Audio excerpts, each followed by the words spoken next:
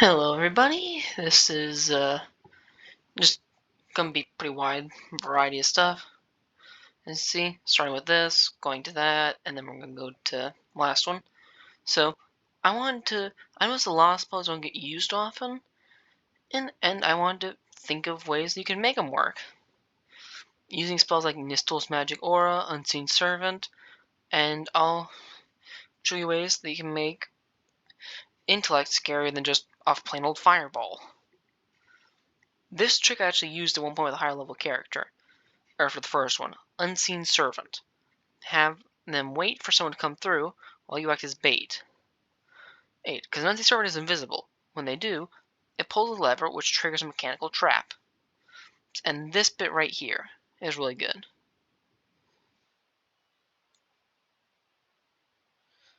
And because they're also there, so they just, boom. I'm going to speed through some of these. Fog Cloud. It's technically magical, so who sees it will be like, what is this magical fog? They'll think it's dangerous. And also you can hide things in it easily. Illusory Script, double purpose. So it's like one part of it says one thing, another part of it says another. Silent image, hide pitch offs and hidden doors. Tasha's hideous laughter. Set this in a place which will need to be caught with a trigger like glyph or warning or something like that. If they trigger it, they're incapacitated because that's what it does, and they're laughing hard, so they give away their position. Like make it realistic. Make it realistic, like how hard they laugh reveals like their position. Then Nistel's Magic Aura. I checked, and it really does change your creature type for the duration. So it also causes spells and magical effects to treat them like that type. So someone uses Dominate Person on me. Yeah, that's a 9th level spell.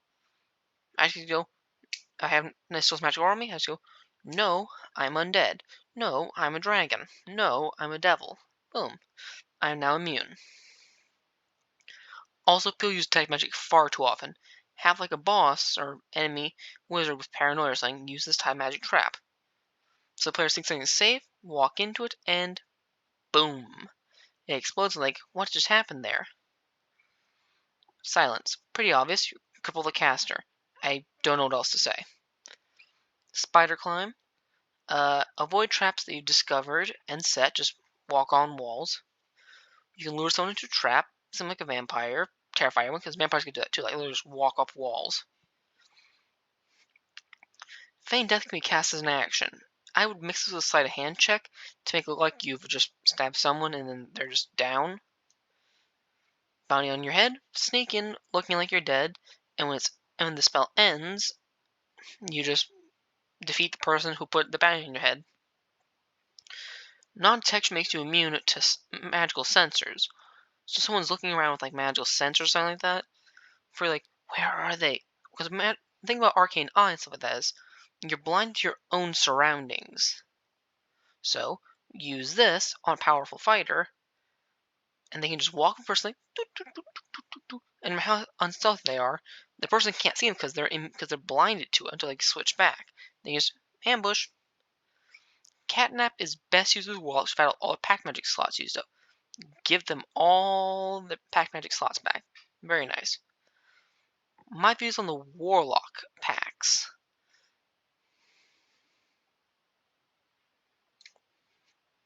Here's the description. I'll let you read this, and then I'll go on with them.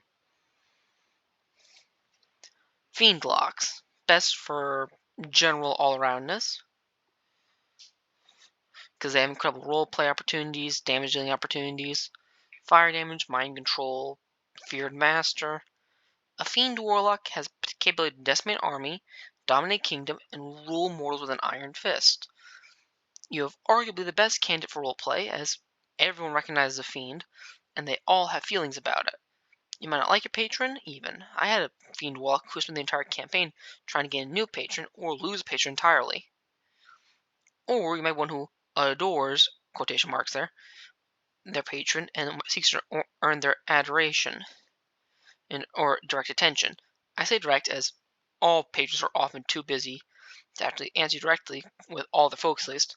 They can make avatars in some cases, but the warlock I'm discussing wanted to be their patron's sole focus for at least a few minutes. Now, these warlocks are the second most likely to have a complicated relationship with their patron, right behind the Archfey. Think about your patron, then how they've influenced your warlock. The way I do it is I make them an encounter, don't write down about how my patron and warlock met. Well, I don't write down immediately. So what was this encounter like? Was that when the pact was made? If not, did the patron find them later? If so, what drew them into the patron's web? If they did make the pact right then and there, why? What caused them to do so?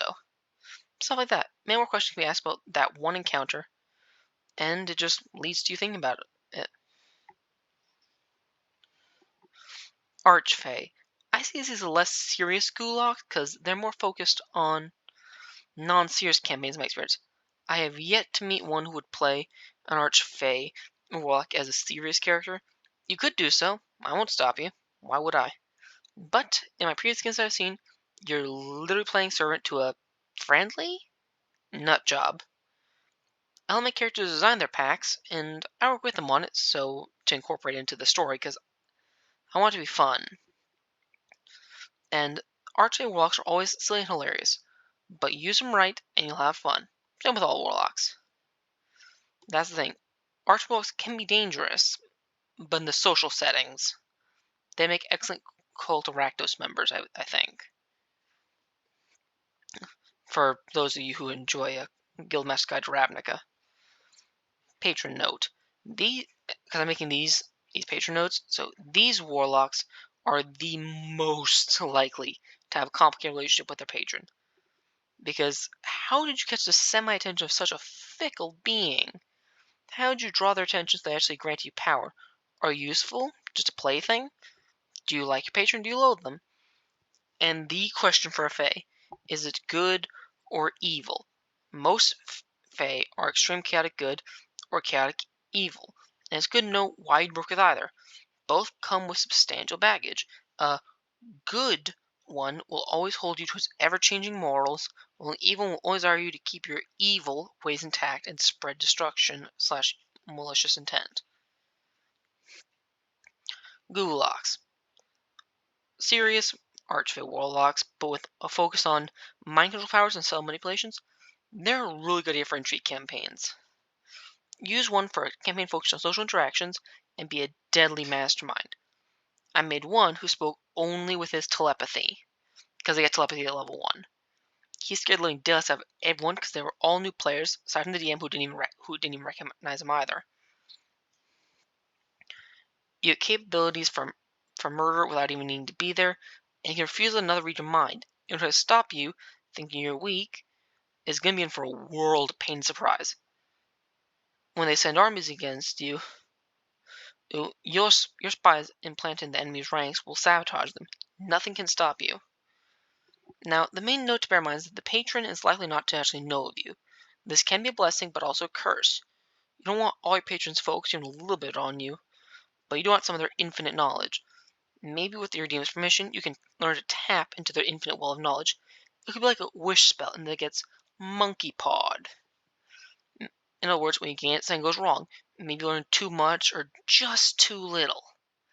Maybe temporarily go insane and can't communicate until it's cured, and the mission is highly time sensitive. So many options, so little time.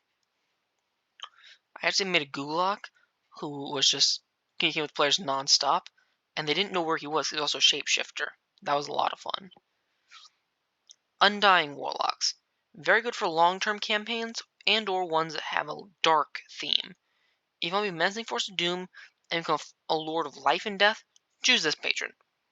You'll learn not to age at a normal rate, 1/10 the standard rate to be precise. This agrees with an elf or gnome or some other long-lived character, and boom, you're going to live for over 3,000 years. Become a demigod of the undead and rule over legions of zombies, ghouls, and rival Orcus himself at higher levels. That'll be tough and come with baggage itself, but still nice. Reattach limbs and return from the near dead. The world is your trial run. Now, these walls aren't the best damage dealers per se. There are some good options at higher levels, but I've never seen an Undying Warlock, well, die. as you get downed countless times, only to rise again with a greater strength than before. Strength beyond the grave, as I call it. So for the patron note, you'll have a lich or undying creature as your patron. You'll probably have a bit of trouble with this one if you're like me. This is a hard one for me, but it's well worth the effort. My classic example is Vecna, the god of liches and secrets, or the relative creature or deity as your patron. Maybe as an endgame goal, you plan to become a lich in honor of your undead master. Potential here is great. Just be cautious. Hexblade Warlocks. These ones, Hexblades, are some of my favorite warlocks to play. I played Hexblade almost as much as the Fiend, and boy are they fun. Hexblade is a devastating force, and the one thing of note is they're almost guaranteed to be a melee fighter. This means the daily damage deals and be a tank for the party. They may be seen as odd or weird, but that's what D&D is about. Being the odd one out and embracing it. Turn a critical hit into a miss. Just like that. I've had that happen so much that they've actually been seen as the one subclass I sometimes actually fear when someone knows how to play them in a truly deadly manner. I had an example Hexblade who saw through his eye.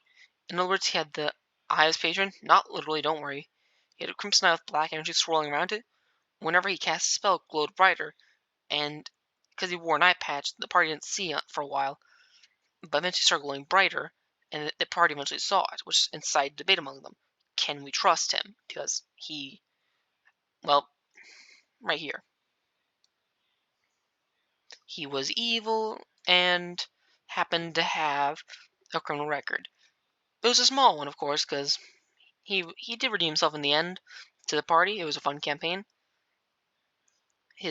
Also the person who had worked with him before or against him and was really angry about this. So there was not a fun conversation for them, but they really provided a lot of fun roleplay moments for everyone. They all enjoyed it, but the players enjoyed it. The characters not entirely.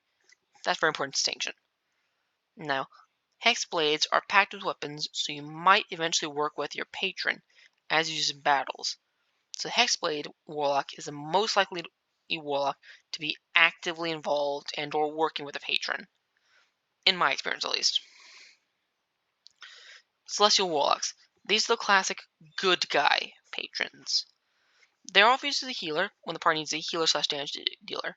Now, don't let that good guy tangent stop you, if it would. They can be very intriguing and fun.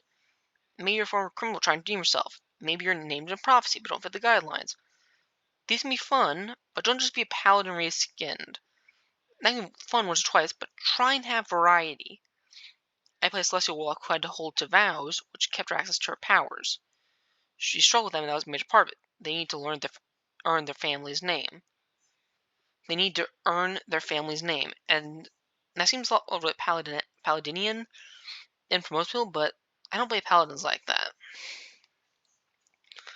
And the patron note is that they can be fun on their own, but their best trick is add another patron to the mix, like a fiend for a celestial or something like that, to try and corrupt the warlock.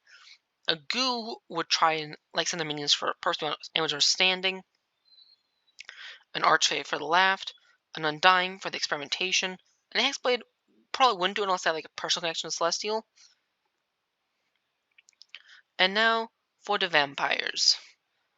Now I do have some views on D&D vampires. Yay, original line. These are my opinions, and I felt they can make someone's game better. If you list might help, take it, great. If not, I'm sorry. Tell me what you think is better for a game with them. Vampires, that is. Without further ado, let us begin. Point 1. Allies. This may seem weird, but the best thing I've ever done with a vampire was to find their allies. Because these are in order of magnitude. I'll explain more in detail. Don't swear allegiance to an entity of darkness. This doesn't diminish them. It improves their background. Include the vampire spawn, but that's also a defining point. A bunch of vampire spawn versus a few vampire spawn speaks volumes. So think why they're using who they're using. Why and what they're using will be very important. Maybe they're a conjurer, they're an arcane, Strahd might use a legion of devils in some case. and a rival vampire might use a just bunch of undead. Maybe it has just zombies nonstop. See?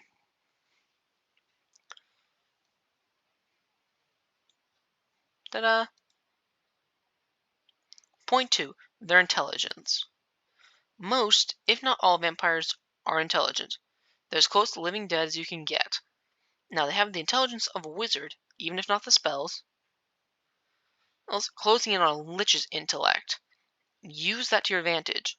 A base step of vampire is not going to hold up well to a paired party if they get jumped. But there's the trick. Don't let them get jumped. They're intelligent. They have the big brain energy. So let them do the jumping with, say, an army of minions. Weaken the foes, players, and then swoop in to finish them off after the battle's over. The players are going to be weakened, like, well, that was a tough fight, but we won. And then the vampire's like, mine, nom. But it's even possible the vampire will be careful and watch for the first fights, figure out how they work. Like, it'll get like, it won't actually intervene in the first fight. Like, if they're passing by and wants to eat them, and be like, okay, so they rely on the barbarian and wizard for this. But they rely on the barbarian to stay in front. I sneak behind, take out the wizard, I win. Implement that. Also, legendary actions. I forgot to use those so often that I honestly lost several of them every now and then. Stop laughing that hard. I'm doing a weird job.